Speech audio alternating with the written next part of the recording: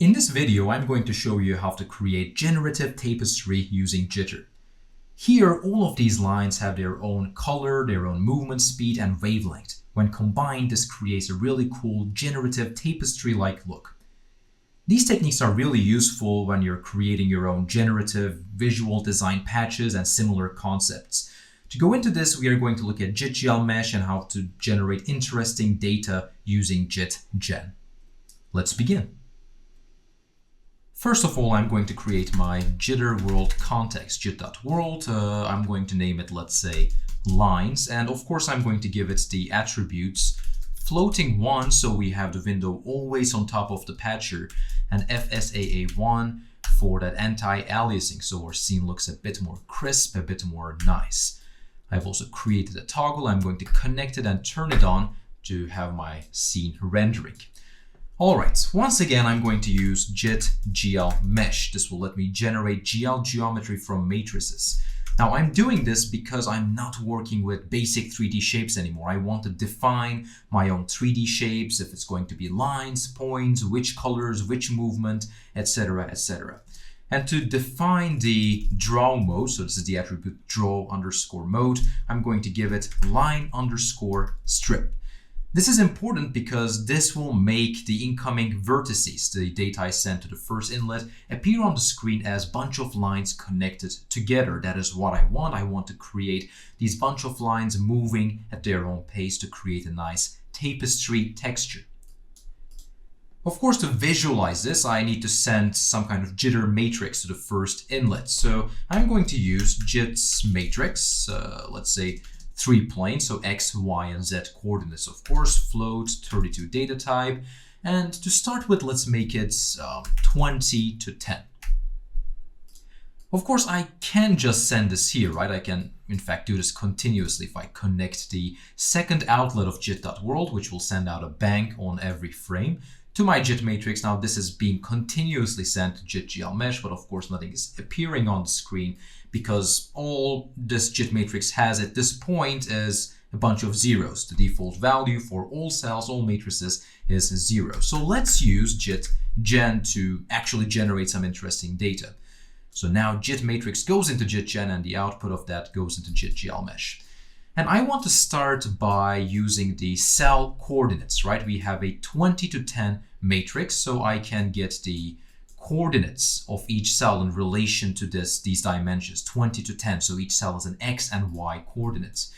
And to make this look nice on my jit world rendering view, I can use the S-norm or SNORM, the signed normalized coordinates of input matrix. What this object will do in jit.gen is it's going to get the coordinates of each cell going from a range of -1 to 1. So even though the x-axis in my jit matrix is 20, I'm going to get values from -1 to 1. The first one is going to be -1, the last one is going to be 1. Same with the y coordinates. Even though this is 10, each cell is going to have a y coordinate that will go from -1 to 1. So let's extract these separately. So Swiss x and Swiss y, sending this data to Swiss x and Swiss y is going to give me the individual coordinates of my cell. And I can immediately just pack this into a vector and I can send this out, right? So each coordinate of a cell is going to be represented in the 3D space. Vec, of course, in jit.gen acts very much like the pack object. So I need 3 values, right? Each cell has 3 values. This is a matrix with 3 planes, and the X and Y coordinates I'm going to get from my normalized coordinates. Okay, and we have something cool, a bunch of lines going like this. Of course, this is all possible due to the draw mode line strip attribute. This makes it so each row in my matrix is connected together. The vertices of each row of my matrix gets connected through a bunch of lines. And since this is 3D, we can also use jit.gl handle, right? Jit.gl handle, I can connect this to my jit.gl mesh, which will let me control this object by using the mouse, so we can really see what is going on here. And I think I want a view like this. I want to have it like this, so these lines start oscillating or moving in their own pace. But before that, let's just try to get some kind of sinuous shape in all of these lines before we even start thinking about random movements and lines for each unique line. So if I go back to my jit.gen here, what I want to do is to use the sine function or the sine object in jit.gen. And what this will do is it is going to receive any kind of numerical data. It is going to treat this as radians, so the angle, and it is going to give out the sine of the input, so a range of numbers going from -1 to 1. And if this value is continuously increasing, it is actually going to oscillate between -1 and 1, very much like a sine wave. So I can take, let's say, the x value, the x coordinate of each cell, and put it through sine, right? So now for each cell here, I'm going to receive a value that goes from -1 to 1, and this is going to oscillate since these numbers are linearly increasing. But I believe if I do this, I'm going to get something like this, right? This doesn't really look like a wave. This looks like maybe the beginning of a wave or something like that. And that's because the range of the values coming in, so these are values from -1 to +1, is not really enough to create interesting motion. This is just the beginning of a sine wave. So I can multiply this incoming value. Let's say I multiply it by 25. So now the incoming values are going to be between -21 and +25. Which should generate, there we go, some kind of motion. Looks a bit jagged, doesn't look incredibly interesting, but I think we are getting somewhere with this. Okay, now we have some kind of motion, but I think it's a bit too huge, right? It doesn't really look like waves, but it looks more like a jagged cliff edge or something like that. To fix this, I'm going to take the output of sine and I'm going to reduce it. I'm going to, let's say, multiply it by 0.05, right? So it's still the same change in values that's coming out of sine, but it's going to be much less than -1 to +1.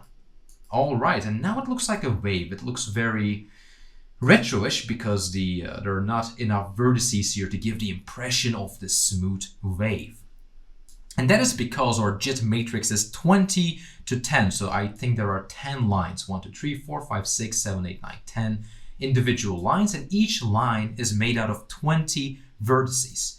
If I increase this 20 to another number, let's say 100, then this is going to look much smoother because now we have 100 unique vertices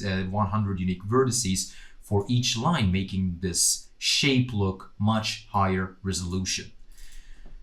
Okay, and now we have some kind of spaghetti sponge kind of shape, which is pretty cool. But what if I want to give this motion? To give this motion, I am first going to add a new parameter. I'm going to declare a parameter in my jit.gen patcher, and I'm going to call this time because I want my jit.gen patcher to keep track of the elapsed time. And I'm going to, as a second argument, give it a default value, which is going to be 0.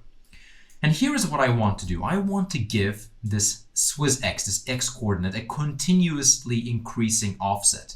So if I do this, this continuously increasing offset is going to give the impression of scrolling through the sine wave because the value of an individual vertex is continuously going to increase. And since all the vertices are doing that at the same rate, it will look like the sine wave is moving. So before I multiply the x coordinates of my sine normalized coordinates of the matrix, I'm going to add my time parameter to it. And by default, this is 0, so nothing is going to happen. For this to work, I need to send a parameter to jit.gen that is with the name time, right? So I can create, let's say, prepend time, right? So any message coming through it will have time at the beginning of it, and then I can just send a float number. And as you can see, this creates movement. If I move it too fast, it looks like it's just flashing through the sine wave. But if I'm slowly increasing this value, you can see that this line is moving. And to automate this, I can use jit.time, which is automatically going to keep track of the elapsed time in a 3D rendering environment within Jitter. So if I connect the outlet of jit.time here, there we go. So each second is, one whole number. So 12, 13. 14, and so on. And this creates this smooth movement within the sine wave.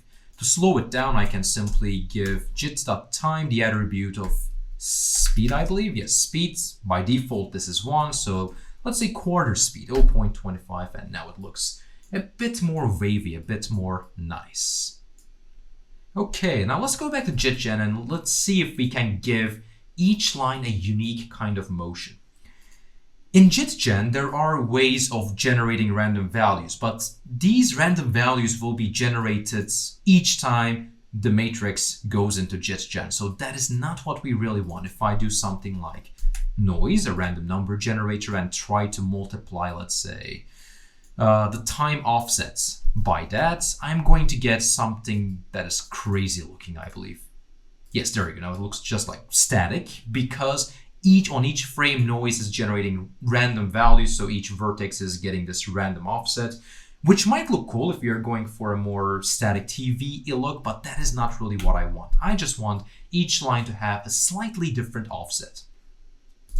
And to do this, I'm going to create another random jitter matrix. So this is jit.noise, so which is going to also have 3 planes, which is also going to have the float32 data type, but I just want one random value per line. I don't want 100 random values. I just want 10 random values, one random value for each line. So I'm just going to make this one-dimensional, just 10 random values.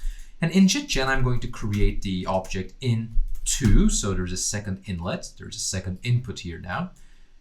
And in the second input, I'm going to send jit.noise. It is important I create a button and send a bang message to this jit.noise, so it generates the random values and sends it to jit.gen.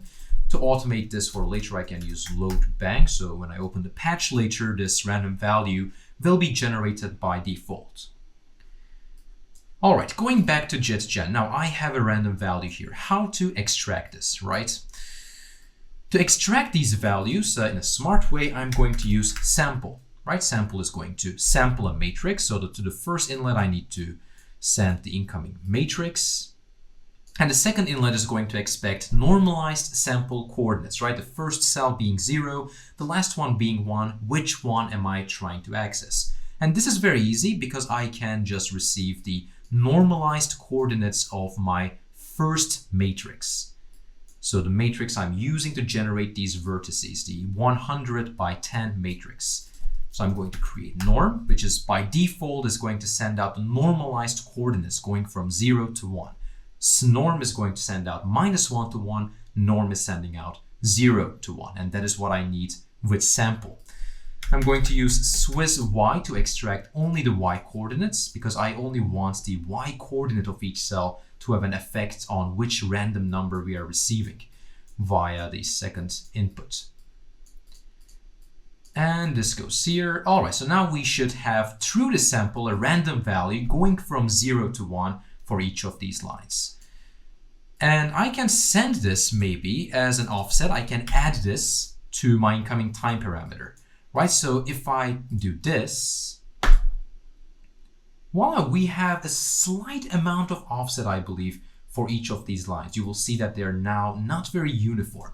And if I go back to my patch and if I click this button again, you'll see that these positions are going to get randomized each time. If I want to have a bigger randomization, let's say I want instead of 0 to 1, because jit noise is going to generate random values from 0 to 1, I can multiply this value by, I don't know, 10. And this should give me a bigger offset, though I don't think that will make much of a difference here, because if the offset is big enough, it is just going to fall in sync with one of the other sine waves. But still, it might be interesting to explore like this. Okay, so we have a random offset for each line, but I can also change, let's see, maybe the size of each wave, right? Right now I'm multiplying whatever I get from sine, which is a random, which is not a random, which is a sine value between -1 and 1, and I'm multiplying it with 0.05. Instead, maybe I can multiply this. Whoa. If I don't multiply it, you see what happens. I also get this crazy shape, which once again might be cool to explore. I also find this incredibly beautiful right off the bat. But what I want to do is to multiply this by my sampled value. Right, so this is the random seed for each line. And there we go. Now each line has a different offset. But since these go from 0 to 1, so I'm multiplying my -1 to 1 range with a number, with a value between 0 and 1, I might want to use the scale operator. So I'm going to scale the incoming values, which are from 0 to 1 to, let's say, 0.05 and 0.1, right? So now I'm going to get random values between 0.05 and 0.1, which does look a bit better.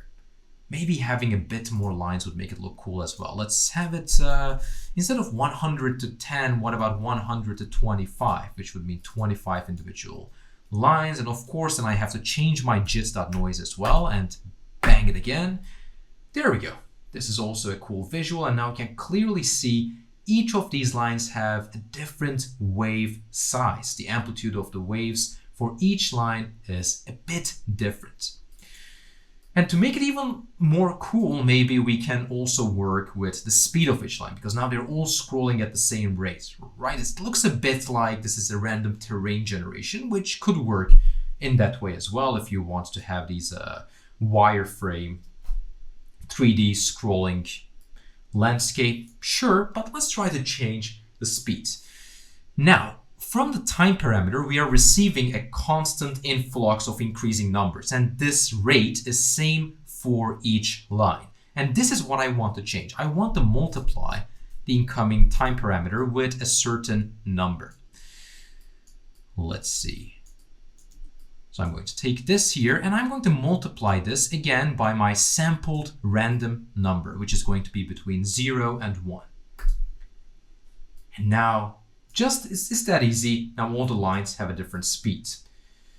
To customize a bit more, I can, for example, use once again a scale object with values coming from 0 to 1, and let's make it 0.5 to 2, right? So now I have random values coming in from 0.5 up to 2, which should provide a bit more variety to the scrolling, making it look even more interesting. There we go. All right, so this looks pretty cool. And once again, if I renew my random seeds, the wavelengths, the speeds, etc., all of these values are going to change. So we can always generate different variations. And as a finishing touch, it might be cool to add some color to this. And to change the color of a jit.gl.mesh object, of course, we have to look at I believe the fourth inlet, the color array. This is going to expect, again, a matrix with 3 dimensions. So let's see, RGB values, right? Red, green, and blue. Okay, and I can use my already existing jit.gen for this because it's already receiving a 3-plane matrix. So it is going to send out a 3-plane matrix. I'm just going to create the object out too. And just to begin, let's have a default color, right? Again, I'm going to pack a vector, which is just like the pack object in the good old usual Max. And I'm going to give it the values, let's say 0, 1, 0.5. So a bit of a bluish green color. And if these vec values don't receive anything here in the inlet, it's just going to send out this value from the outlet. So now I have a second outlet in jit.gen, which I can connect to the color array, and immediately these lines are going to get some colors. But now what I want to do is I also want to have a little bit of a color offset for each line, again, based on this random seed. So since I have this vector here, maybe I can either add or subtract the incoming values, right? Because I'm receiving, the sample is receiving, in fact, a 3D random value, right? So it's actually receiving 3 random values per cell. Because this jit.noise has 3 planes, each cell comes, in fact, with 3 random values. And I need 3 colors, so I can use these 3 random values as an offset to my existing main color. So to do this, I'm going to use a plus operator. Since there's a 3D vector coming in to my plus operator, I can also put in a 3D vector here, whatever's coming out of my sample operator. And we immediately have this kind of cool variation, a bit of a pastel-like color. Using scale once again might help because these values are coming from 0 to 1 and these RGB values cap at 1. So if it's going above 1, it's going to stay at 1, meaning that the maximum is a white color. And to fix this, I can use scale again, and the incoming values are from 0 to 1, and I want these to in fact be between minus 0.25 to 0.25. So they can either subtract from the color or add to it. And I believe this will create some kind of variation. Maybe it's not high enough because now I see that this is still too green. Maybe -5 to 5, would that work? Yeah, that seems to minus 0.5 to 0.5, maybe something like that. Well, that does generate a bit of variation. If you really want to make it interesting, of course, you gotta add a high enough value like -1 to 1. And then you'll see you're going to get these random color combinations that is really based on a central color. We are just adding a random offset to it. And there you go. We have created a tapestry-like cool 3D shape created through jit.gl.mesh, jit.matrix, and a little bit of jit.gen wizardry. I hope you have enjoyed it, and thank you for watching.